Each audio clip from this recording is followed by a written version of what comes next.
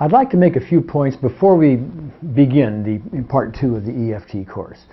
First of all, please recognize that you've already read the manual. You've seen the first 3 tapes of EFT part 1. It is now time, if you haven't already done so, to listen to the audio tapes. The audio tapes are very important because while we don't teach the tapping points, that's already been done in this course, we do give you a wide variety of people with all kinds of issues. You get a good perspective on what you can apply this to, how to apply it, various approaches which are important, and you also get a good feeling for how people react to it. They react in a variety of ways, and all this is important foundation for you to have under your belt before you proceed with part 2. Also, I want to emphasize something from the 6 Days to VA video that you saw just prior to this particular video. There's a technique we use there which I call tell the story technique. We also call it the movie technique sometimes. And that basically is we had the vets kind of make a movie of a specific event that they had to go through, and then we had them tell the story, and as they narrated this story, whenever they got to an intense part of it, they needed to stop so we could tap. Now, as you remember, we had to do that several times, and I'd recommend you go back and watch that with all the vets that we use that with over and over again, because that's a very important technique for newbies and oldbies alike, to EFT, because it allows you to take a specific event in someone's life and be very thorough with it, because as they go in and tell that story, and you collapse the various pieces of it, the various aspects of it that are important along the way, then as they tell the story again, another aspect comes up, and then tell the story again, and pretty soon they tell the story, and there just are no aspects, and they can tell that story like it was a walk around the block, and that's a very important place to get to, and that particular technique, which I'm urging you to study, will go a long way towards allowing you to be thorough in your work. Earlier on in this EFT course, I urged you to go to our website and print out and study the various articles under the tutorial. One of those articles has to do with the subject called borrowing benefits, which I want to emphasize for you here because you're going to be able to personally use that as these next tapes unfold. Borrowing benefits is a fascinating concept we've learned over time, and that is if you are watching somebody else undergoing EFT, like if you were watching me dealing with someone on an issue of theirs, even though you might have a different issue, if you will simply write down the name of your issue, so it's in your thoughts, write it down, put it on a piece of paper, put it in front of you, and then while I'm dealing with somebody, in this case on the video that you'll be seeing, which may have a totally and completely different issue than yours, oftentimes you'll find because you're tuned into it and you're doing the tapping, and even though you're saying exactly the same words as though you were this other person, and they don't seem to fit for you, we have found with great frequency that you will start collapsing the issues you were dealing with in a very non-intense way. You're actually presumably tapping for somebody else's issue, but we're finding that will help you as well. I mention that to you because as these videos unfold, you're going to see several one-on-one sessions. You might as well just sit there while you are learning the approaches that we're using. Go ahead and tap for yourself, just as though you were that person, with your item written down, your issue written down in front of you, and notice the results. Very helpful tool. I hope you use it. In addition, I want to emphasize something here that is also going to be emphasized, later on in this particular video that you're watching. And that is the item of being specific. We urge you to be specific whenever possible, but I want to give you a useful angle on that. One of the very common mistakes I have found that newcomers to EFT have made is that they will try to address something which seems specific to them, but yet is not specific enough. Example might be, someone would say, my father always abused me. Well, that may seem specific because it's abuse and it's a father, but no. Oftentimes that's too global. It's like trying to chop down an entire forest with one swing of the axe. You need to go to each specific event in that and start pulling out those trees in that diseased forest one by one. For example, You might say, even though my father locked me in the closet for 2 days when I was 12, assuming that happened. That would be a specific event that you would deal with. And then you take another specific event and another one, and then the more global one will start to fail. The generalization effect that I mentioned in the 6 days of the VA tape when I was dealing with Rich, the very first vet there, will work for you in the example that I gave. Now, I want to emphasize that here by going back, and I'm going to emphasize again. You see the 6 days of the VA tape, and specifically with Rich. Now, Rich had what is known as PTSD, post-traumatic stress disorder, as a result of all of his war traumas. And if you'll recall, I asked him, I said, Rich, how many, on a scale of 0 to 10, how many 10s do you have from your war experience? And he said, oh, I have at least 100. What we did was we dealt with 2 of those events, specific events, right there on tape. One of those was when he walked into a village and saw a pile of decapitated bodies with the heads next to them. Very intrusive memory, caused him nightmares, etc. On the tape, we used the tell the story, the movie technique for you, and we collapsed that one.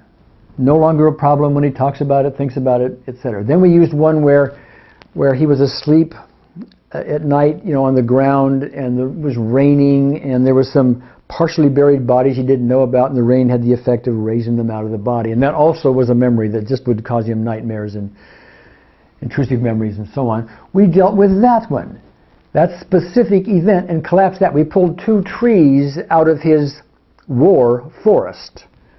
And then he went off and dealt with 3 or 4 on his own, 3 or 4 specific events, and then he came back. And he said he couldn't find the rest of them. Remember, there were over 100. So I want to point that out as a very important tool to use. And gosh, I don't know what the percentage is of people that report to me, oh, well, EFT doesn't work. When I start asking them what they say, I say, well, tell me what you said. Now, give me an example of your language. Even though I what? And they'll say things like, well, even though I have this poor self-image. Well, that's very global. That's not specific events. There's no specificity in that at all. Or, even though my mother doesn't love me. Well, that's another global event, because there are all kinds of specific events underlying my mother doesn't love me, and so on it goes. So if you're not making headway, it's because, in many cases, what you're trying to do is to chop down a whole forest with one. Please be specific. EFT works marvelously a very high percentage of the time if you'll deal with a specific event. The more specific, the better. Just want to make sure you're oriented that direction, before we carried on.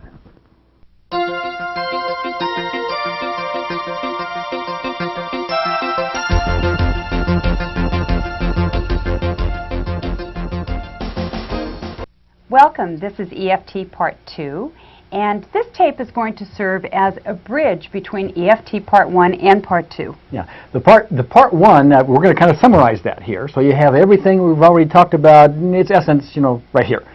And then we're going to talk about, again on this tape, what you're going to learn here. All the refinements, this is kind of the advanced section of it. Mm-hmm. One thing we want to make very clear, though, is even though you're going to learn all these refinements and all these other things to enhance your abilities with EFT, that doesn't take away from the fundamentals. What you've learned so far is very powerful, and that is, if you will just simply tune in to the problem, be it a physical or emotional, and do the basic recipe and do it with persistence, a lot of things happen. Right. Okay, and we don't want to get away from that at all. We're just going to add some things to that.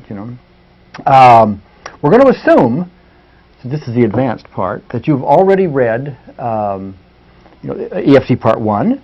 And you've used the basic recipe on yourselves, and you've experienced it, and so you have all the fundamentals down, because we're going to build from there. We're also going to assume you've read the EFT Part 2 manual, or right. The parts of the manual that is EFT Part 2. And that's going to include, and it's very important, the legal stuff. Oh, yeah. That whole section about the legal stuff, because Adrian and I are personal performance coaches, and while EFT is impressive, and you should have experienced that by now on several levels, and we have very little in the way of negative side effects. That doesn't mean you won't have negative side effects, and obviously we cannot take responsibility for what you're going to do with it for yourself or for others. So Right. we want to make sure that you've read that and you understand that, and we proceed on that basis. And we're Okay. very clear that we're not physicians nor therapists, and therefore you're to use, if you choose to use EFT, you'll use it right along with the advice from your physician or Sure, therapist. sure. So we're very clear on that. Actually, EFT Part 2 is a blend taken from 2 separate seminars. 2 3-day seminars. Right, and what we've done here is that we've taken parts of both seminars and blended them together to be the best teaching tool that we could give you. Yeah, it wasn't just the best sessions, by the way, where people got over things magically and right away, although that happens with great frequency. We're showing you things that illustrate all these points for you. Right. And what you're going to see here is kind of a condensation of all that you're going to see, on this tape I should say, a condensation of all that you're going to see in the future on that. Right, Okay. right. What we suggest that you do to make best use of these tapes is that as you put each tape in, set your counter to 0. Therefore, you can keep a log of the places that you'll want to go back and review. And you will want to do a lot of reviewing because we're firm believers that repetition is what you're going to have to be doing to really master these tools. Yes, and we use repetition a lot, and you'll see it here. But let's turn now to another section. We're going to kind of recap Part 1. Good. Okay.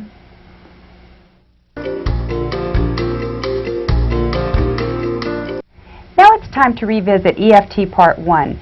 Gary, why don't you start with the discovery statement? Okay. The discovery statement, as you already know, is the fundamental concept behind all of EFT. And it goes like this. The cause of all negative emotions is a disruption in the body's energy system. And I want to take that sentence, if I can, and just pull it apart a little bit. The cause, let's underline the word cause. The cause of all, underline all, negative emotions is a disruption in the body's energy system. When we say the cause, we're talking about the literal cause. We don't mean it's a contributor to.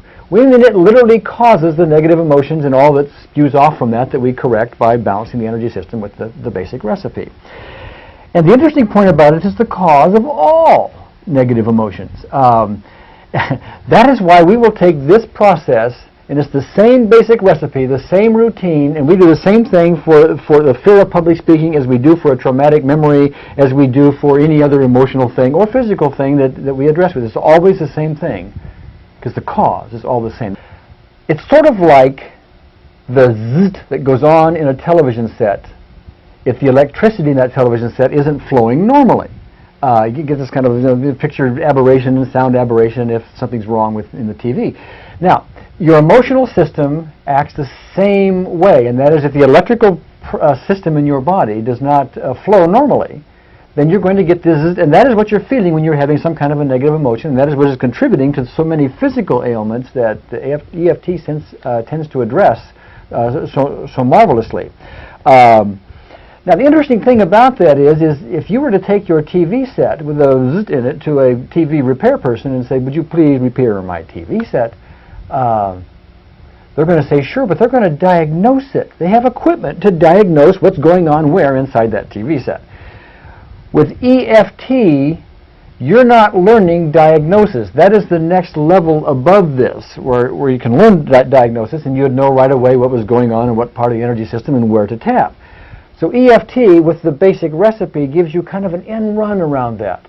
It's sort of like we overhaul the entire TV set, if you will. It's like the TV repairman, if he didn't have any way to assess what's going on in there, what's wrong with it, he could just replace every single part and your TV set would work. Well, that's what we do with emotional freedom techniques. We use the basic recipe, and by tapping on all of the meridians according to this 1-minute procedure that you learned in EFT Part 1, we balance the entire energy system.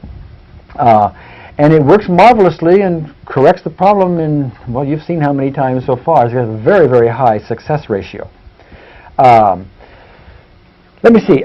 What we need to do now is to take, again, the fundamental idea of this whole thing. And this is repetition.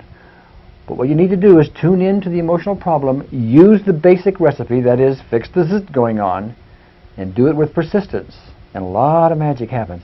One of the things that you've learned so far that may appear to be an impediment to the process is what we call aspects. And that is, a given problem can have several little pieces to it. And sometimes you'll be doing this and it will seem like you're not making any progress, but what you've really done is emotionally shifted from one aspect of something to another. And while that's not really an impediment, it seems that way because you don't seem like you're getting any better.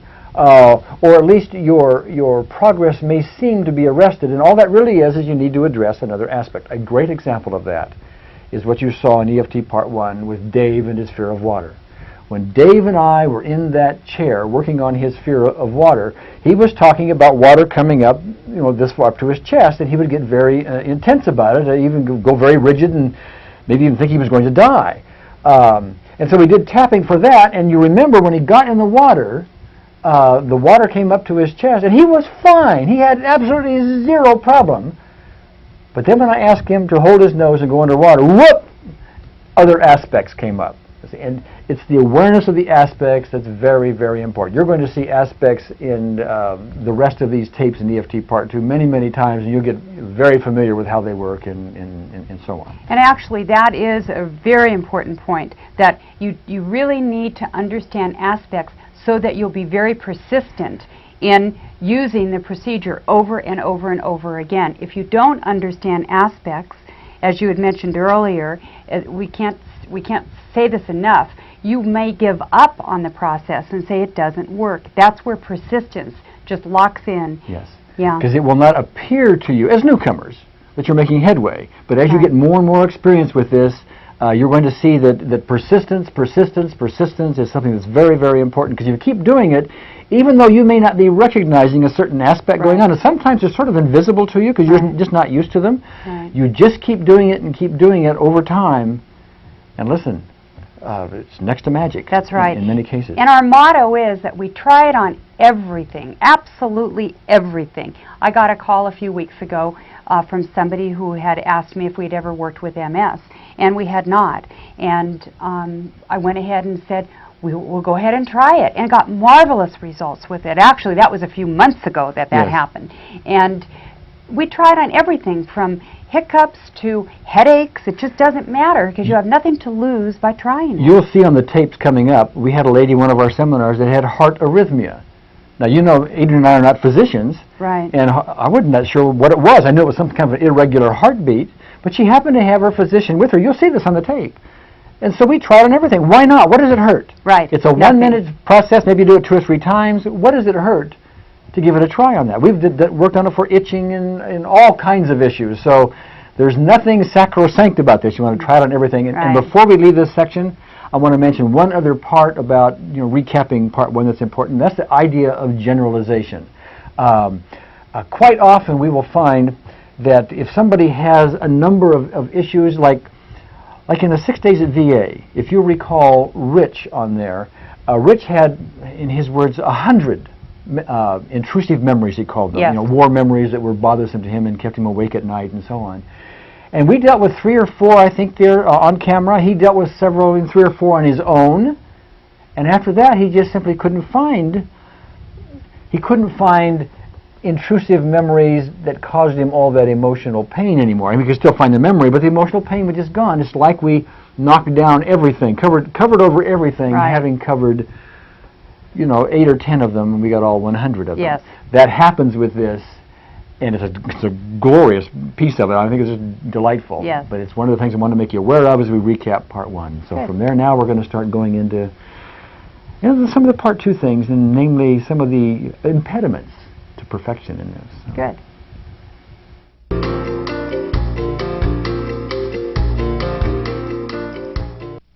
Okay, it's time now to get into some of the concepts behind EFT Part 2, some of the advanced refinements. And the first section is going to be on impediments, or maybe we should say apparent impediments to EFT working. Things that get in the way. Things that get in the way. We've already talked about aspects, and those are what we call apparent ones, because they're not really in the way. It's just more to be addressed is all. It's not something blocking it, okay? Yes. There is something that, however, that can block it on very infrequent occasions. And it doesn't happen very often, but when it does, you'll need to know how to correct it. And it's called the collarbone breathing exercise. That's the correction for it. What I want to point out here is that you're not really going to know when this occurs. And so the thing to do is if you have been persistent and persistent and persistent and you just don't seem to be going anywhere, this is something you may need to throw in. It will kind of clear the way in some cases, so it's important for you to know. So go ahead, Adrienne. Right. So when you have gotten nowhere and you're stuck, this is when you'll be applying the collarbone breathing exercise.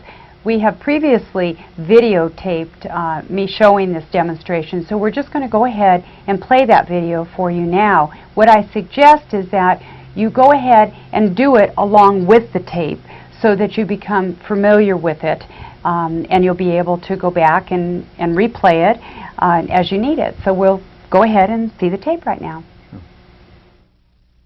All right, the next thing that we're going to do is the collarbone breathing technique. So do this along with me. Take 2 fingers of your dominant hand and put those 2 fingers on your collarbone point. One important thing that I want to point out here is that your arms are to be away from your body. The only thing touching your body are the fingers of your dominant hand. In order to do that easily, I also just tuck my thumb underneath my fingers like that. So put those 2 fingers of your dominant hand. We're going to start with the right side on your right collarbone. You're going to use your left hand to tap your gamut point on your right hand. So start tapping, and we're going to start by breathing in all the way. Hold it. Breathe out halfway. Hold it. Breathe out all the way. Hold it. Now breathe in halfway. Now breathe normal. Good. Now move those 2 fingers of your right hand onto your left collarbone. And we're going to repeat the process. Tap the gamut point. Breathe normal. Breathe in all the way. Hold it. Breathe out halfway. Hold it. Breathe out all the way. Hold it. Breathe in halfway. Now breathe normal. Good.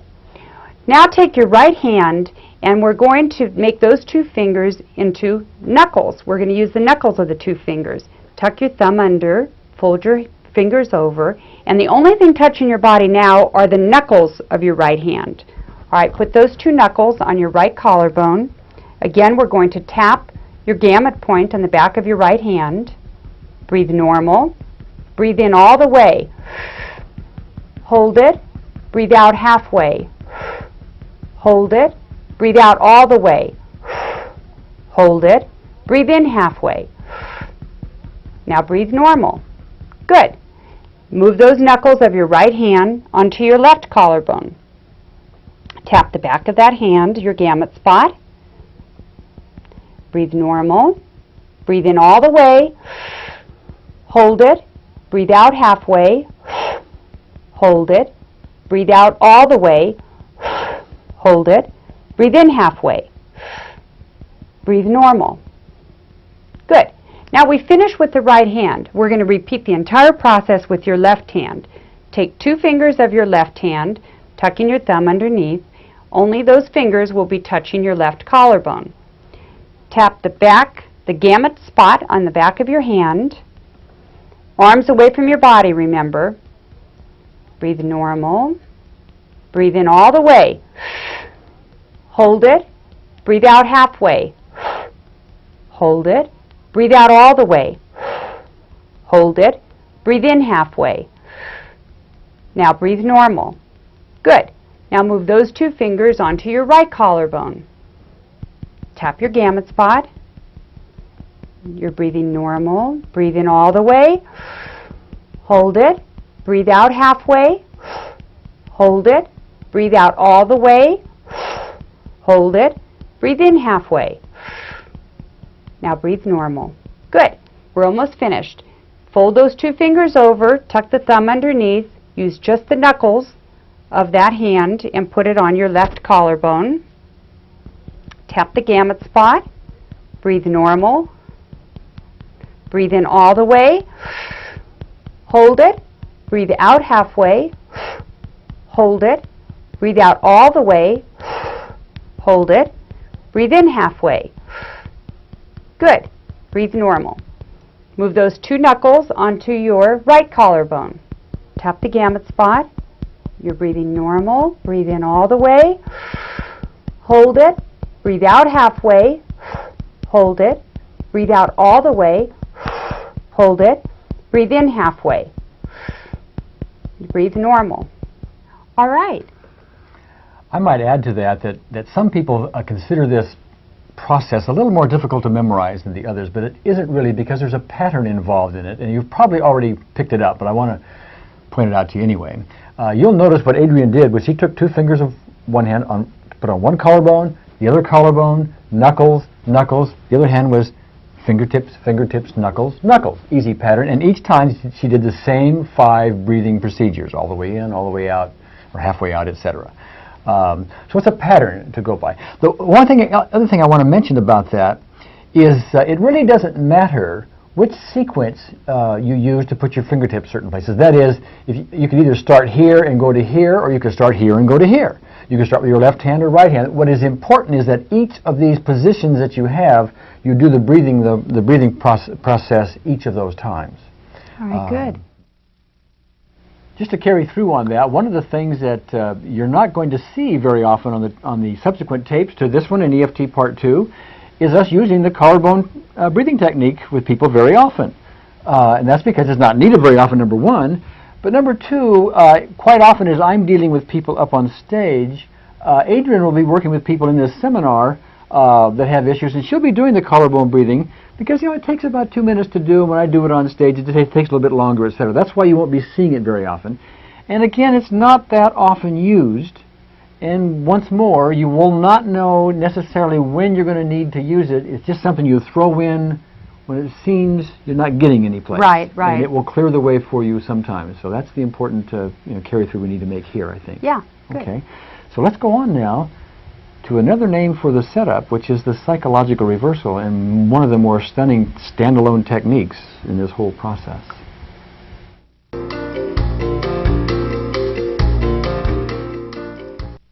We're going to now go on to psychological reversal.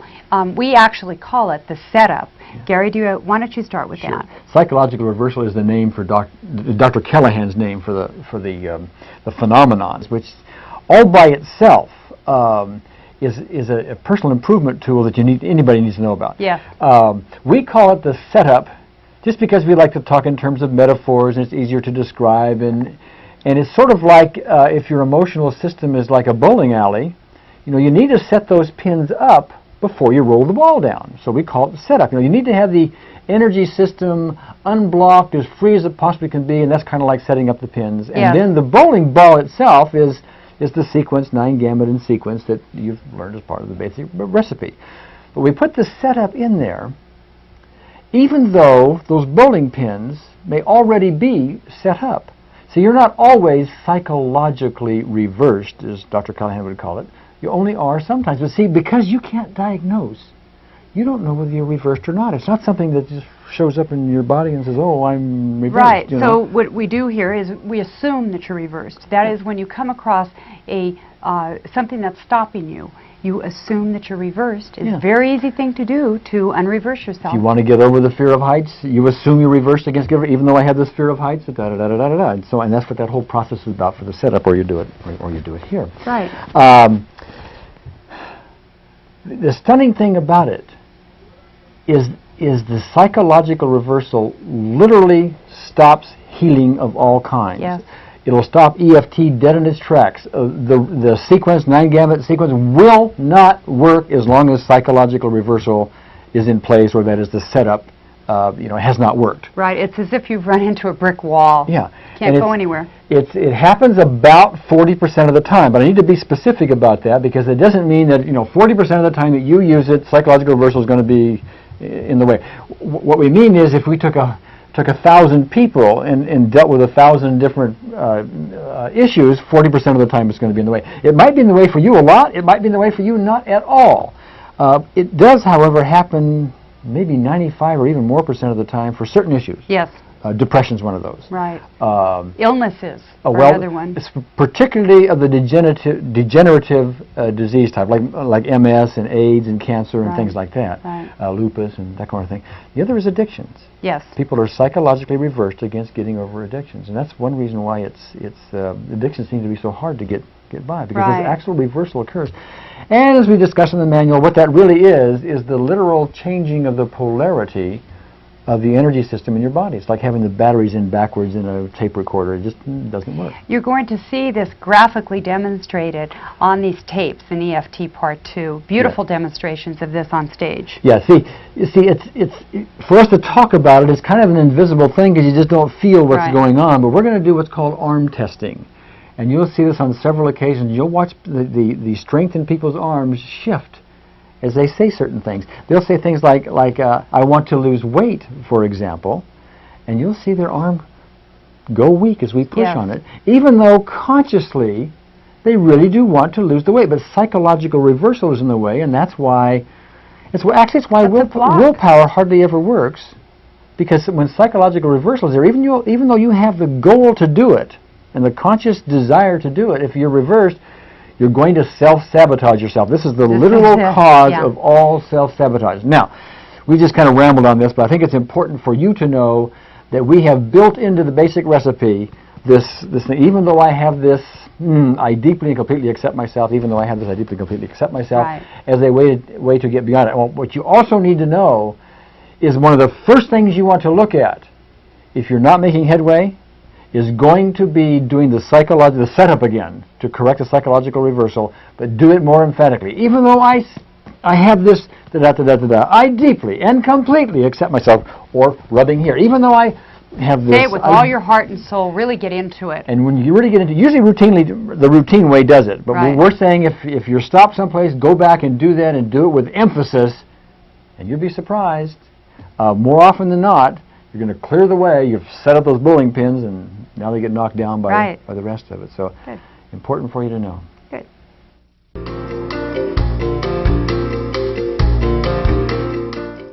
Okay, we turn now to an interesting impediment to the progress of EFT, which is called energy toxins.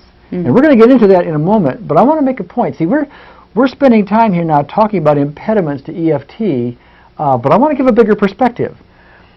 Impediments are not usually in the way. Right. Now the psychological reversal can be in the way like 40% of the time, but we have built a correction for it into the basic recipe, so it's usually gone. Right. Collarbone breathing exercise happens with Very almost frequent. almost Right. rarity Right. in most cases, but when it's important, it's important. Right. And the same with energy toxins. So you will see, you've already seen in EFT Part 1, that we take care of 80-90% of the things that come to us pretty routinely. What we're talking about now is that other 10 or 20% that is not quite so routine, and how you can take care of it. And most of that, by the way, is done by doing a more emphatic psychological reversal. But now we turn to another one still, which is called energy toxins. Which can't be of any surprise to anyone watching these tapes, because we live in such a toxic environment. Yeah, and we put all kinds of things in our body and on our body, routine to us is to use soap, but actually soap is not a natural thing that goes on the body. It's full of chemicals, and you put hairspray in and toothpaste, and all these things can be chemically toxic Right. to our system. But we're not talking about that. And many people confuse the fact that when we talk about toxins, they think we're talking chemical toxins, because that's the normal way you think about those things. We're talking about a very specific thing as an energy toxin that irritates the energy system and does not allow the psychological reversal, the setup to work, or any of the other processes to work. It just kind of irritates it so much that all the rest of it isn't going to happen. Now, what's so surprising here is that the toxins that we're talking about really aren't necessarily the chemical toxins, such as alcohol or some form of a drug that you're putting in your body that you would assume just is not good for you. We could be talking about something as simple as a kind of lettuce that you're eating. In fact, we had a fellow that headaches started to go away with EFT as soon as the lettuce, and also orange juice in his case. Right. Which brings me to a point. While the chemical things you were talking about, I think you said alcohol, and I'm going to throw in there coffee and tobacco, and I forgot what else you said.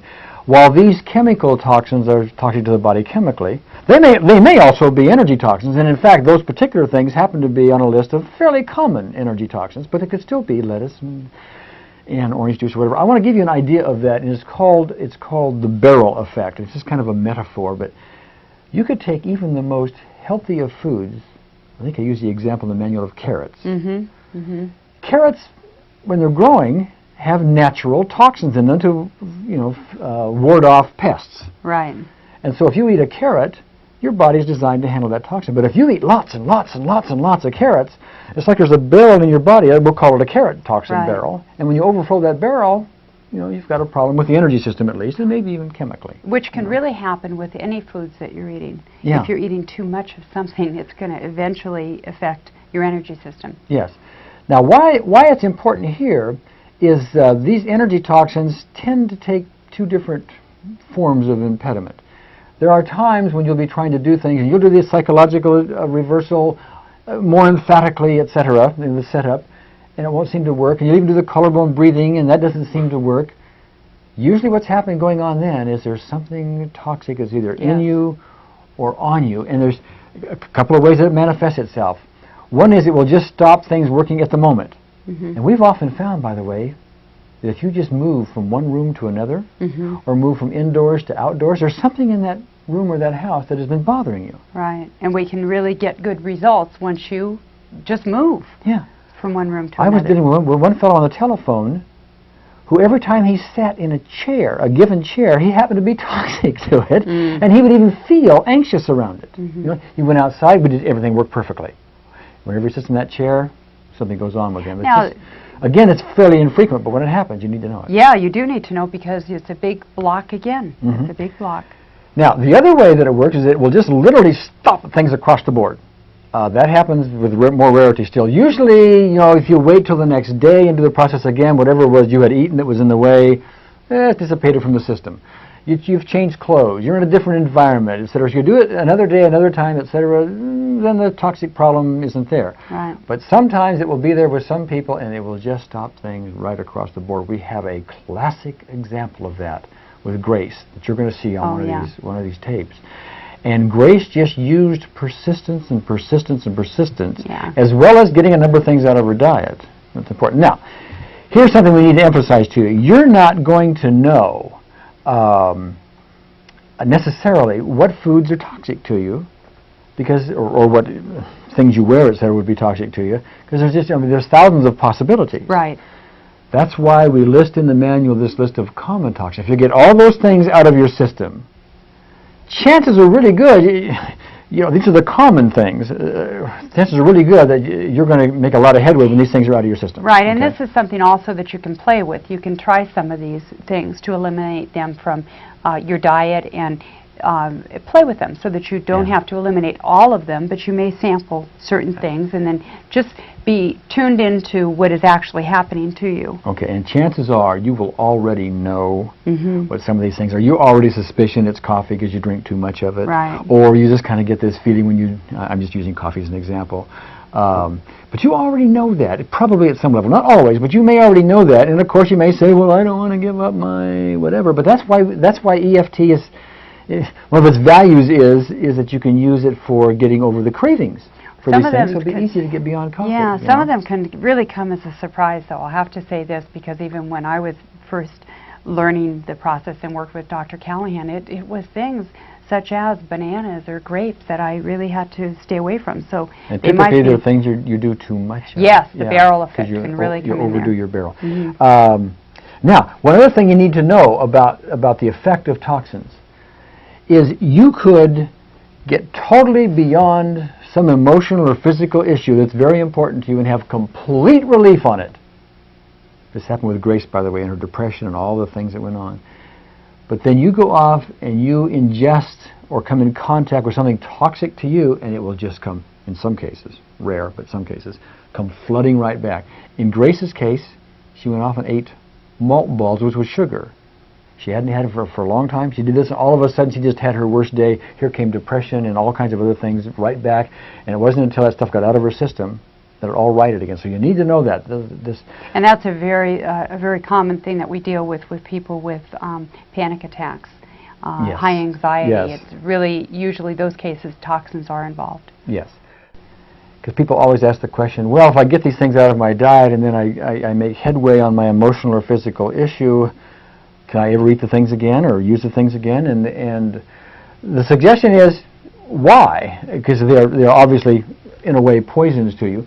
But if you wanted to, our experience is that if you stay away from them for 2 months, then they probably will not bring back the emotional or physical issue. But what they will do is just make you tired. Remember, they're called energy toxins, and they literally irritate your system, and they will tend to take your energy. So Right. it's up to you. It's a trade you make, of Right. course. But that's been our experience in it. So let's close this out by once again emphasizing we're talking about the not too frequent impediments to this process. And remember, have you ever heard this before? Let's go back to the fundamentals. EFT Part 1 says, tune into the problem, use the basic recipe persistently, which, by the way, if you use the basic recipe persistently, that means you'll be doing it at different times and different days. You'll be in different toxic environments, Yes. different diets, etc. Yeah. It happens automatically, right, with persistence? That's right. You will get beyond most of it. Doesn't mean you'll get beyond everything. Exhaust these other avenues first. Yeah. Okay.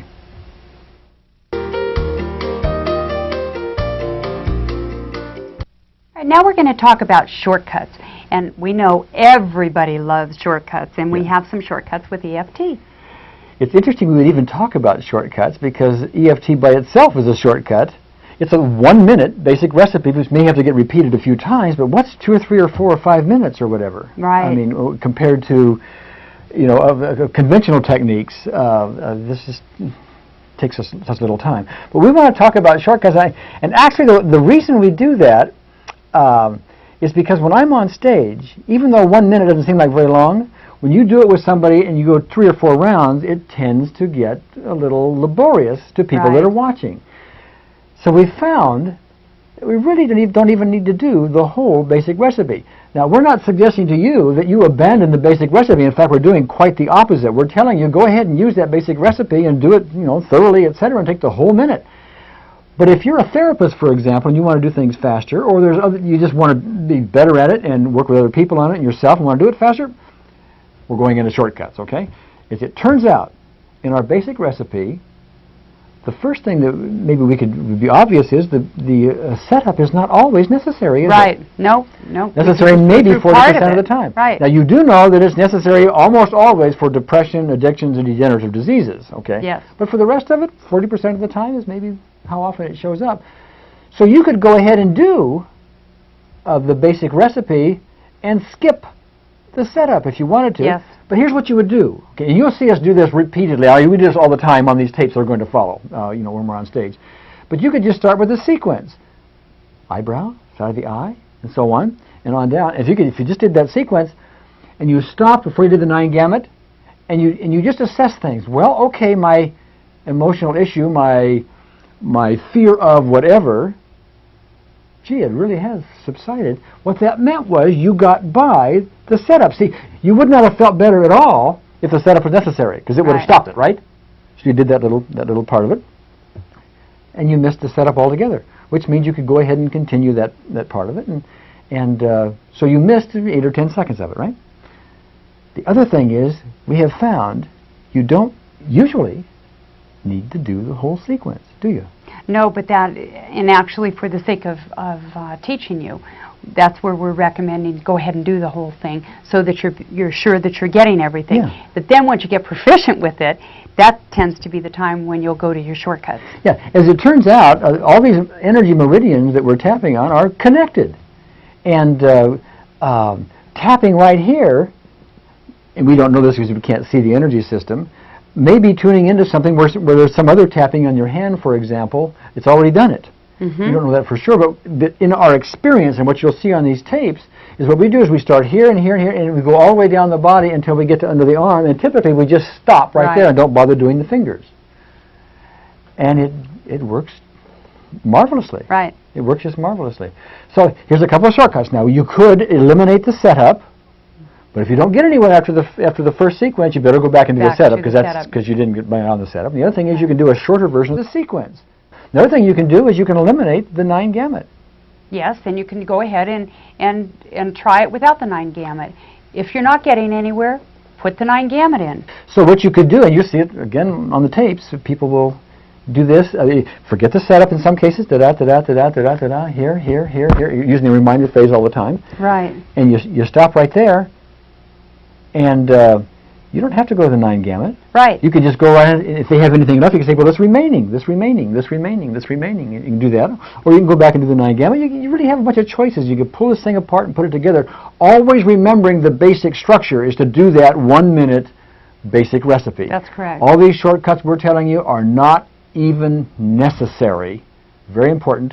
You don't even need to know them. It's just kind of pulling it apart so you get a better feel for it. If you want to use them, do it. We do it all the time. Right. Okay. Another shortcut is what we call the floor-to-ceiling eye Yes. roll.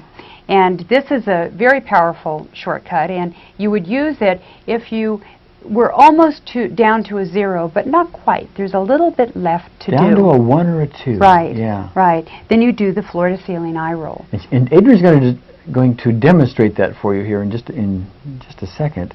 But the beauty of it is, with this, actually we call it a 6-second floor-to-ceiling eye roll because it takes 6 Yes. seconds to do it.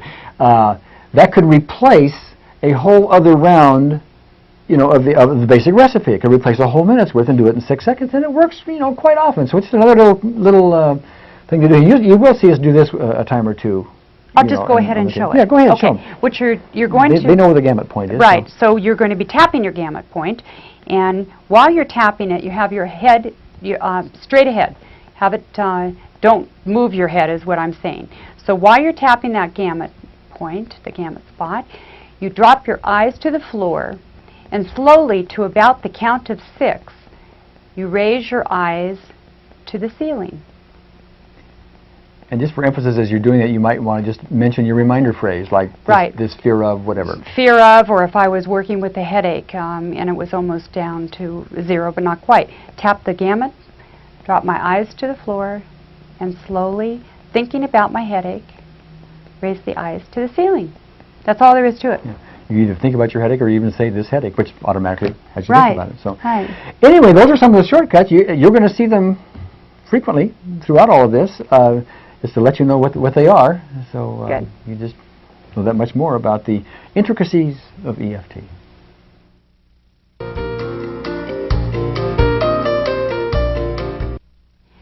You've heard us, or you will be hearing us, consistently using a metaphor of the forest and the trees, and we'd like to talk a little bit about just what that means. Yeah, actually, it's an interesting little metaphor. If you consider all of your emotional issues as like a forest, sometimes that forest seems to be so thick that you're always, every time you want to do anything in your world, you seem to be bumping into yet another emotional tree in your forest, so to speak. And for some people, it's like a jungle, okay, and it's very thick, and it just seems like how are you ever going to get out of this, because every time you turn around, you're bumping into a tree. Well, one of the things that we like to say is every time we deal with an emotional issue with EFT, we're cutting down one of those trees. If you have a fear of heights, for example, there's a tree in your emotional forest, and we've taken care of that. If you have a traumatic memory of some kind, like an accident that you even have nightmares about, we can take care of that just as easily, and we cut down a tree. And after a while, your forest begins to thin out. And with the generalization concept we talked about, many times the rest of the trees just kind of fall, and you have the emotional freedom that is really the title of this whole effort and this whole course that we're doing.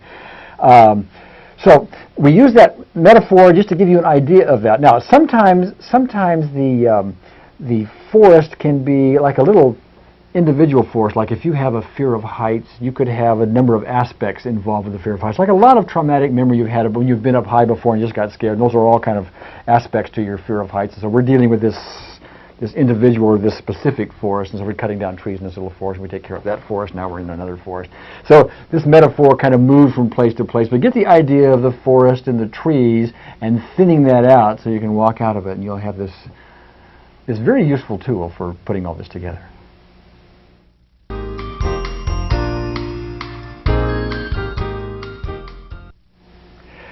I thought you might like to see the process of EFT all on one chart, so while this is in your manual, I thought I'd go over it for you just to give you an idea of it. the first thing you do is identify the problem, and that's obvious. And I'm just going to assume for the moment that we have a problem called depression. So you have a problem called depression, so you identify it. And you always want to be specific where possible. If you had a problem which you would call self-image, well, self-image isn't necessarily a very specific problem because it's made up of lots of smaller contributing issues. But anyway, we're going to use depression here. So we identify the problem, being specific when possible, and then we apply the basic recipe. You can use the shortcuts, of course, a partial basic recipe, maybe using the setup, maybe not, maybe using a part of the sequence, maybe not, a forward ascending eye roll, the things you talked about before. You can use shortcuts or just do the whole basic recipe as you choose. And once you've applied the basic recipe, being tuned into this problem, you're going to have one of three results. You're either going to have no relief, or partial relief, or complete relief. 80% or more of the time you'll be spending your time right here, complete relief or partial relief. If you get complete relief, which happens with great frequency with this, one round through and it's just all gone, you'll want to test and reapply it if necessary. Now, in the case of depression, how do you test that? Well, you start to think about something that would normally depress you if you wanted. If you don't get depressed, well, then you've tested it and you're probably done with it. But if you do test it and you get some emotional response back, then you want to reapply, go back to the top and reapply as necessary.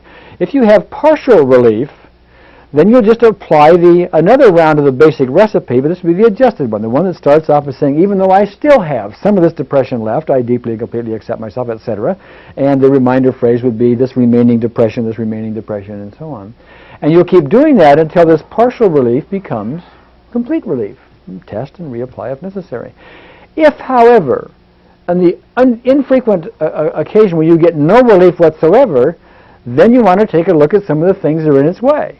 The setup is one of those. It's a possibility. That's probably the first thing you want to look at. So what you would do in that case is you would do the setup more emphatically. Even though I have this depression, I deeply and completely accept myself, etc.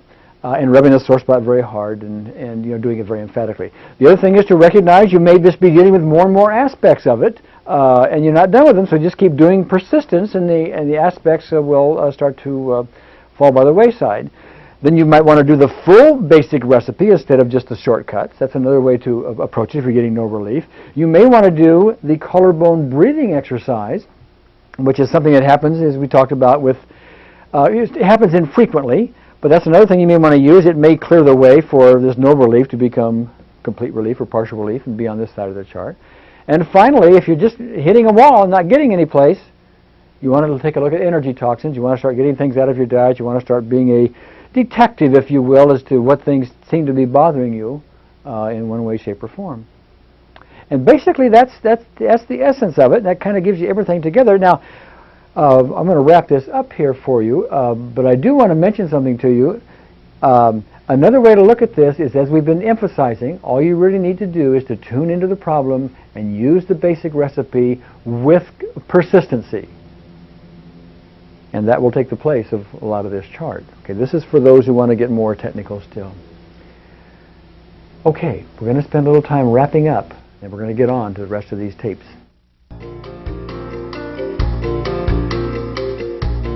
Well, we're all ready to wrap it up, and what you're going to now see are stunning successes along with times when the process has been blocked for one reason or another. Yeah, all these tapes that are going to ensue is going to be kind of a typical situation. I mean, we're doing this on stage. We're seeing a condensed version of 3-day seminars, and you're going to see things just fall by the wayside quickly. But we're going to include in that the other side of it. There are places where it's blocked. Yes. In particular, toxins. One of the days, for example, we had a whole phobia session with a bunch of people on stage, and we knew toxins were around or something was blocking it. How did we know? Well, we weren't getting anywhere, and we normally get such wonderful results. Yeah, we're used to it happening like that. Yes. So we're going to show you that and show you how much slower it is. And some people, instead of just getting all the way over it, just get partially over it, particularly with the snakes and this kind of thing. We're also going to show you a couple of people that didn't seem to get much going for them at the seminar. Made little or no headway, and yet with a little persistence later on, and some work with the fact that toxins were blocking it, things happened. You know, so Right. we're going to show you all that so you really get the flavor for the whole thing here, Right. okay? So we want to point out the importance of persistence, that you just want to keep doing it and doing it. That's very important, along with the fact that we absolutely try it on everything. Yes.